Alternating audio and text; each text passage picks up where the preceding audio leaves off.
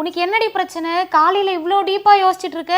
ஏய், நம்ம ஊர்ல குமாரன் இருந்தார்ல, இறந்துட்டாரே போன மாசம். நான் கூட சாவுக்கு போயிட்டு வந்தனே. அடாமா, அவங்க பசங்க உனக்கு தான் சொத்து எனக்கு தான் சொத்துன்னு ஒரே பிரச்சனையாண்டி. சரி, அவங்க அடிச்சுக்கிட்ட உனக்கு என்னடி பிரச்சனை? இப்போ உனக்கு என்ன இவ்ளோ ஆர்வம்? ஐயோ, இன்னைக்கு காலையில பஞ்சாயத்து வச்சிருக்காங்கடி. ஆத்தா பஞ்சாயத்துக்கு போயிருக்கு. சொத்து யாருக்கு போகும்னு தெரியலையே. இதே மாதிரி ஒரு பஞ்சாயத்தை நானும் போன்ல படிச்சேன். ஆனா அது சைனால நடந்திருக்கு. சைனாலேயே இதே பிரச்சனை தானா? அட ஆமாண்டி, சைனால இப்படிதான். அப்பா செத்ததுக்கு அப்புறம் அண்ணன் தங்கச்சி 2 பேரும் அடிச்சுக்கிட்டு சொத்துக்காக போய் கோர்ட்ல நின்ட்டாங்க தெரியுமா? ஏய், இதுக்கு எதுக்குடி கோர்ட்டுக்கு போனாங்க? 2 பேருக்கும் ஈக்குவல் ஷேர் தானே வரும். பிரிச்சு எடுத்துட்டு போக வேண்டியதானே? ஏய், மொத்தம் 3.5 கோடி ரூபாய் சொத்து. யாரு எவ்வளவு எடுத்துக்கணும்னு தெரியாம தான் அண்ணனும் தங்கச்சியும் அடிச்சுக்கிட்டு செத்துருக்காங்க. கடைசியில கோர்ட்டுக்கு போனா அங்க என்ன பண்ணிருக்காங்க, மொத்த சொத்தையும் பையனுக்கு கொடுத்துட்டு 66 லட்சம் மட்டும் பொண்ணுக்கு கொடுங்க அப்படின்னு தீர்ப்பு கொடுத்துட்டாங்க. இது சரியில்லையே மாயா. அந்த பையனுக்கு மட்டும் ஏன் இவ்வளோ சொத்து கொடுத்தாங்க?